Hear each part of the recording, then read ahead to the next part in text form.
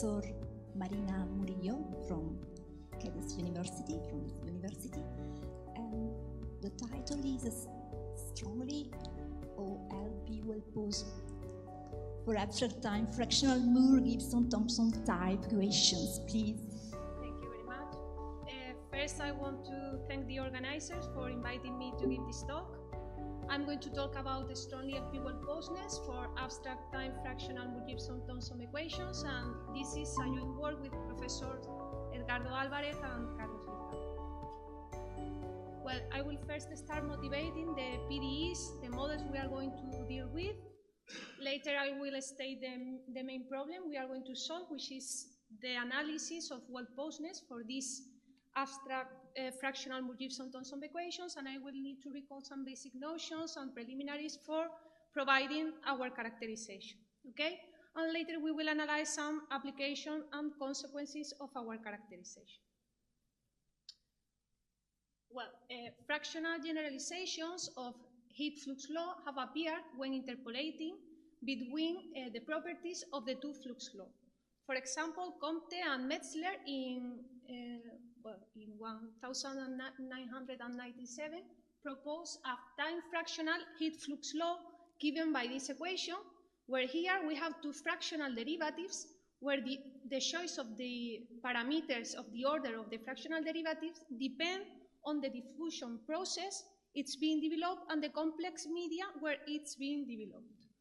Okay, so here we have Q that represent the heat flux and theta the temperature. In this case, the derivative they consider was the Riemann-Liouville fractional derivative. Considering this time fractional heat flux law, for example, for the choice of alpha 1 and alpha 2 equal to alpha and alpha minus 1, the previous equation, the previous model, is reduced to equation 2. This flux law is motivated by non-local transport theory with memory. That is when there exists a non-local relation between the flux Q and the temperature under this relation, where L is the so-called kernel that depends on the media where the diffusion process happens. Considering this fractional time flux law, recently Kaltenbacher and Nikolic obtained time fractional Moore-Gibson-Thomson equations. Forgetting the nonlinear effects, they obtained these equations, and in this case, they consider fractional derivative in the sense of Caputo. I would like to mention that the classical Moore-Gibson-Thomson equation is an important equation in physics, in thermoelastic theory, and it has been widely studied. So this appeared for the first time recently, and we are going to analyze when this equation has solution and when this solution is unique. So the problem we are going to solve is the following. Given X, a Banach space, we are going to characterize well-posedness in Lebesgue LP spaces from the interval 0 to pi into X. We are going to look for periodic solutions of this equation. So first, the time variable will belong to the interval 0 to pi, and depending on the choice of the parameters alpha 1 and alpha 2 in the fractional heat flux law, we have different fractional Moore-Gibson-Thomson equation. Here we have the so-called type 2, and we will also analyze the same problem for type 1. As you can see, the unique difference between these two models relies in the last term. Okay? Here, A will denote any closed linear operator defined on the Banach space X, and the alpha, the fractional derivative we are going to consider, is the Liouville-Grunwald fractional derivative. Why have we considered this fractional derivative and not other? Mainly because it preserves periodicity, and it has been widely used, for example, in physics for studying fractional fields at a positive temperature, where fractional oscillators are replaced by thermal fractional oscillator. And it has been also considered in approximation theory, for example, of periodic functions by trigonometric polynomials. Here you have some authors who have considered this fractional derivative in different contexts.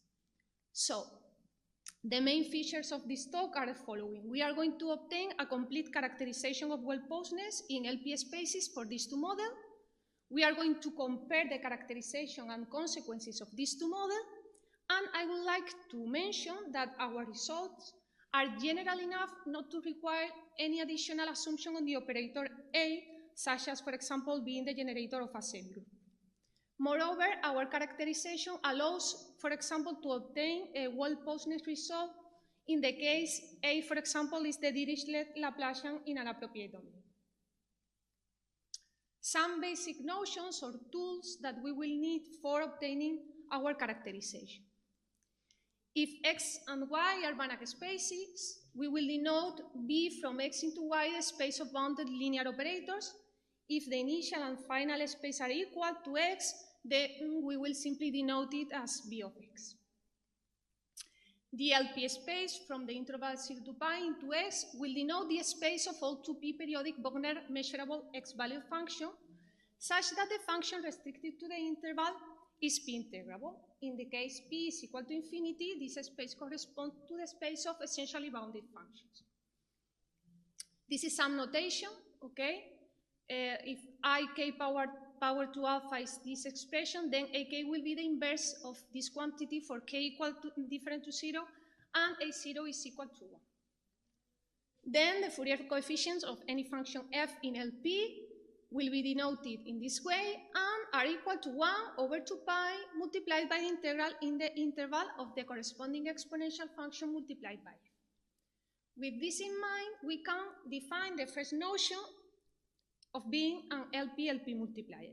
That will be an essential tool for providing our first characterization.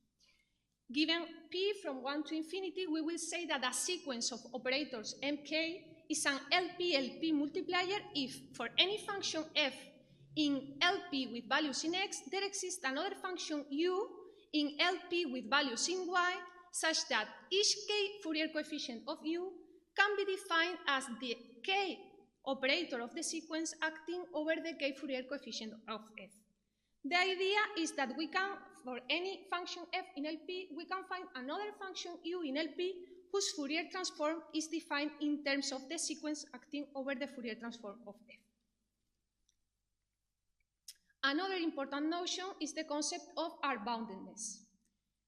Given X and Y Banach spaces, we will say that a set of operators in B from X into Y are bounded if there exists a positive constant C, such that the R norm of any n-tuple of operators T1, Tn in the set, and any n-tuple of vectors x1, xn in the space X, is bounded by the constant positive C and the R norm of the n-tuple of vectors.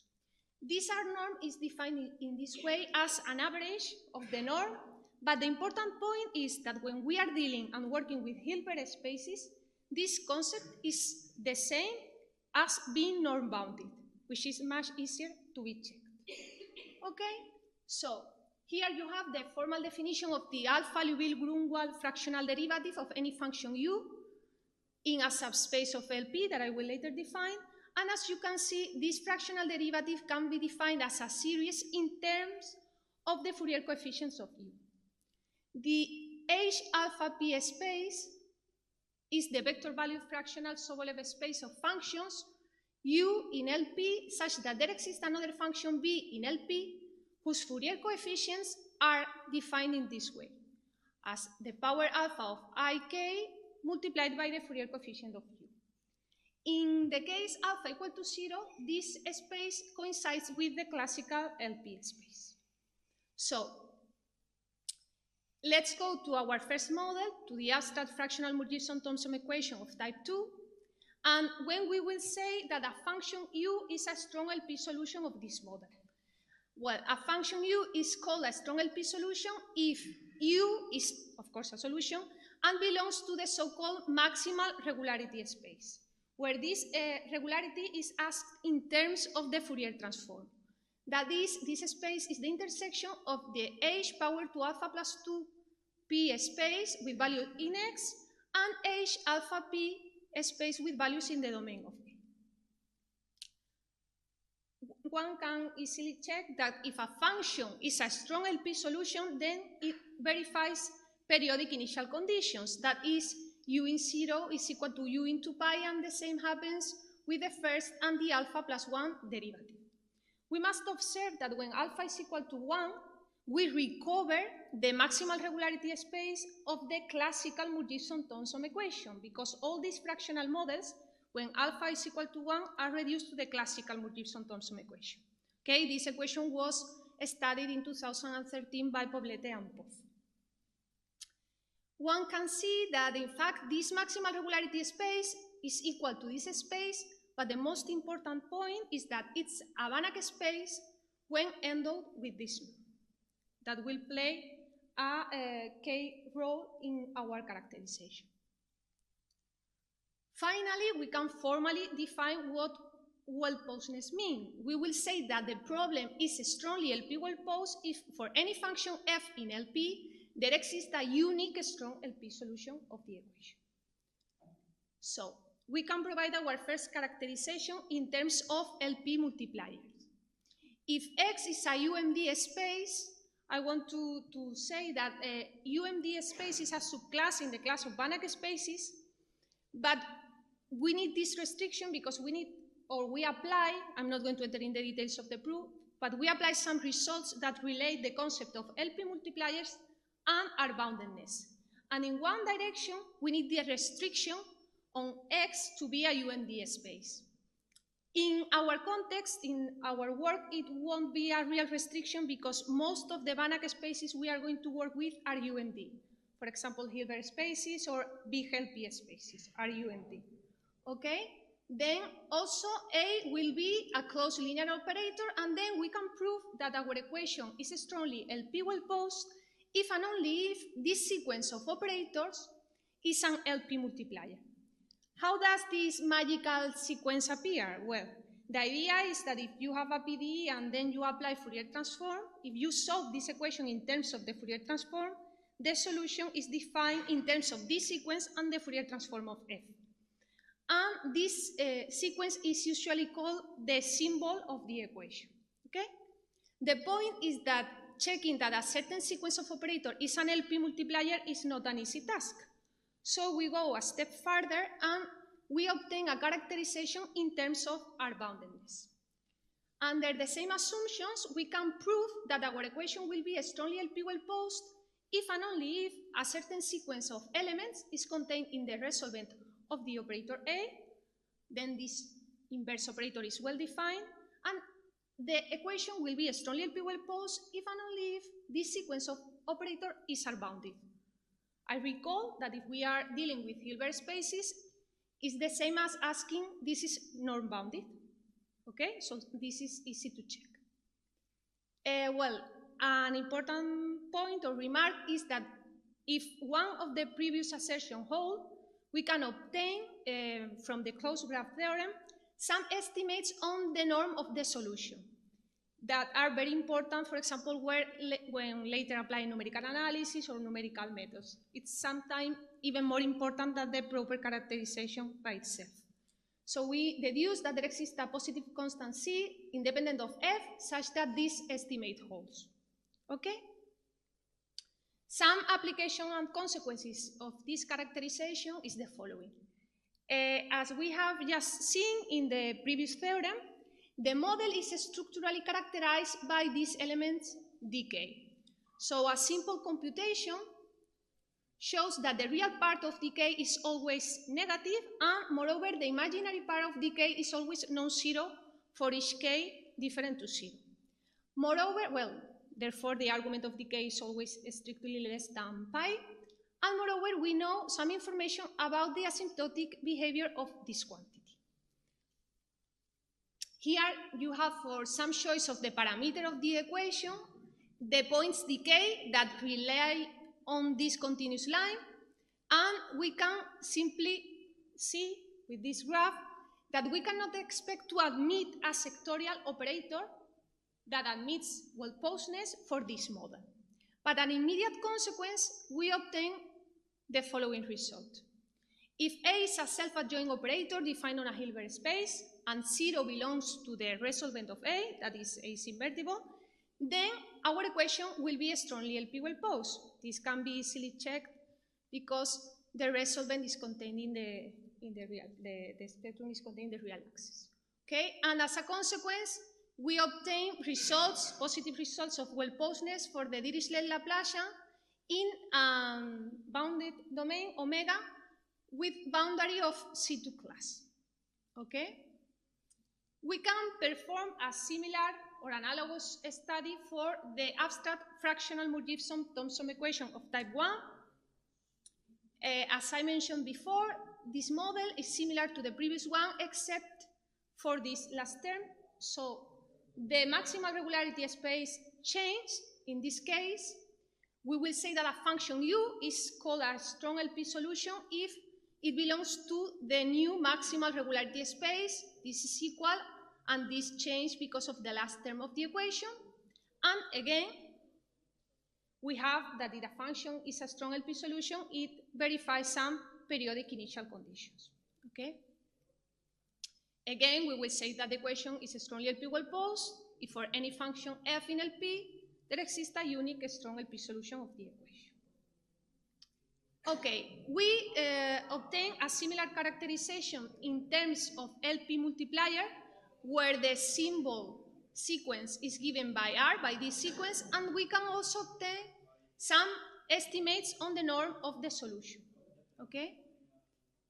We also obtain an easier characterization, but in terms of R boundedness, and now the model will be structurally characterized by these elements. So if we perform an analogous study, we see some difference between this model and the type 2 model. Observe that here, a computation shows that the imaginary part, again, of decay is always non-zero, and also we can check that the real part of these elements is always negative if this condition holds. If the parameter alpha is restricted to the interval 1/2 and 1, and this quantity is less than 0. Okay? Again, we know some information about this asymptotic behavior, and in the case alpha equal to 1, this asymptotic behavior coincides with the asymptotic behavior of the type 2 model because both are reduced to the classical Murchison-Thompson equation. From this information, we can see that the behavior of this model is clearly different to the previous one, and sectorial operators of a fixed angle theta less than pi can be admitted to preserve or to have well-posedness for this model. I'm not going to enter in the formal definition of a sectorial operator, but the idea is that the spectrum of the operator is contained in the complementary of a sector of the plane, and in this sector, the resolvent operator is bounded. Okay? So, well, here, before we state our main consequences, we have these two pictures.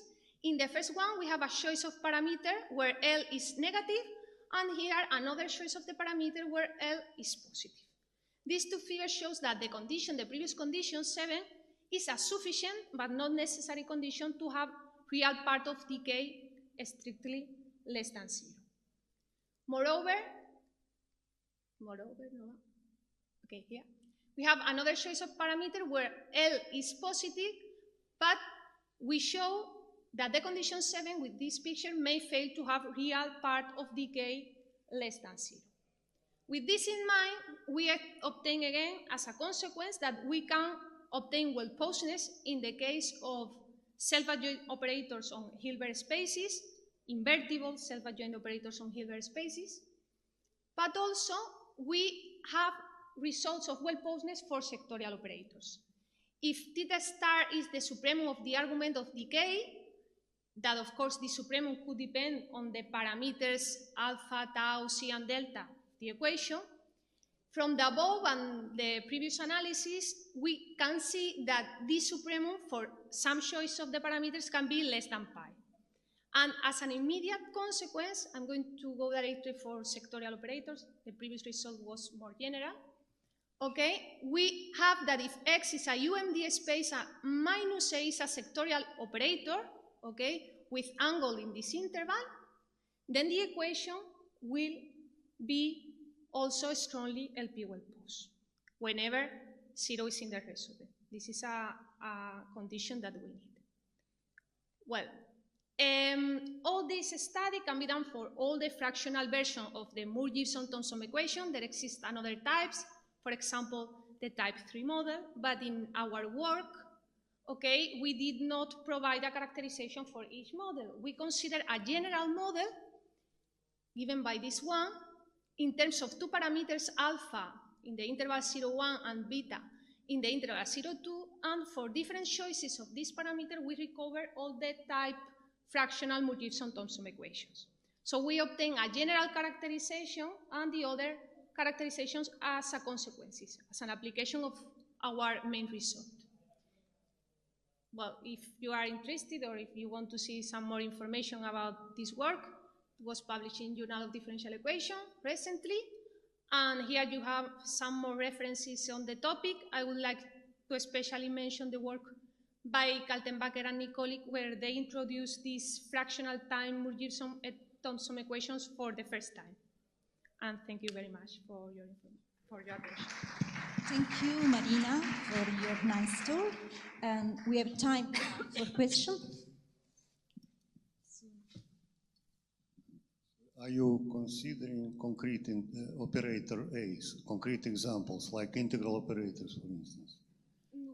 Instead of A, if you take some known convolution operators, some kind of fractional integral differential equations. Are you considering that? Are you asking me about the operator A? Yeah.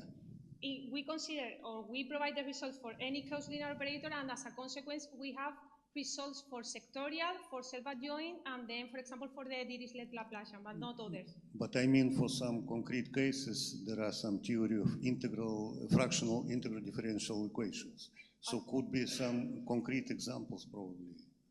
As far as I know, and for this concrete equation, it makes sense for the Dirichlet Laplacian. Okay. Yeah. I mean, in the motivation of this equation is with a concrete operator, the Dirichlet Laplacian. Yeah, so but we were looking for that. I mean, for examples, concrete examples. No.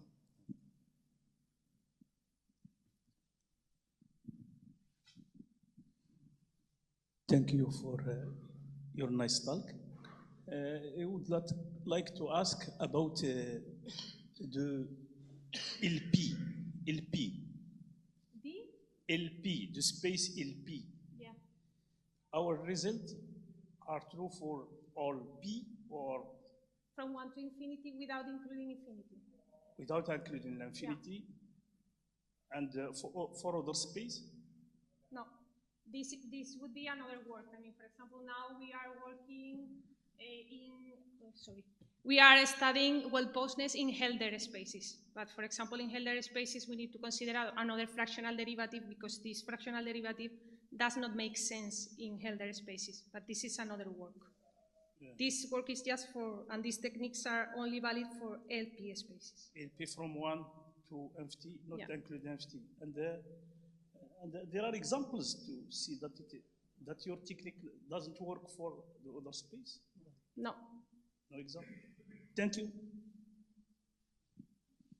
Okay, so actually your results work for UMD space, right? Yeah. UMD space. So can you just briefly explain where to use this UMD condition? Yes, when we are, we obtain two characterizations, one in terms of R boundedness and one in terms of LP multiplier. If you have an LP multiplier, then a sequence of operator which is an LP multiplier automatically is R-bounded. But if it is R-bounded and another sequence of operator is R-bounded, then it is also an LP multiplier. But this is only valid for UMD spaces. Yeah, but I know the R-boundedness may require the UMD property, right? So for the last two results, you didn't mention the R-boundedness because that operator is not a multiplier. Because I think the last two results you represented, you only say, okay, it's well-posed, but you didn't say anything about the R-boundedness, right? Which result?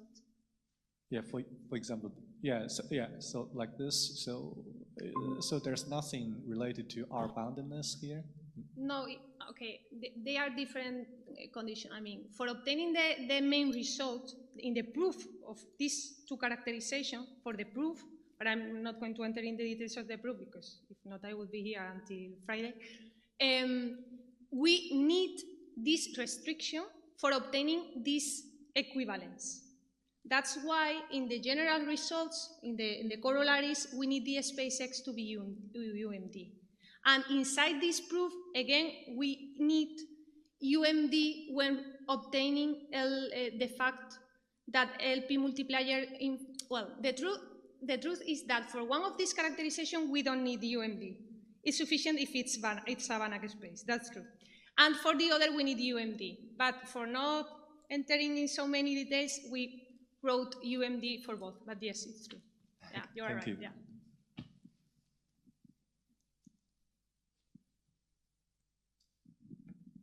Are there any other question or comments?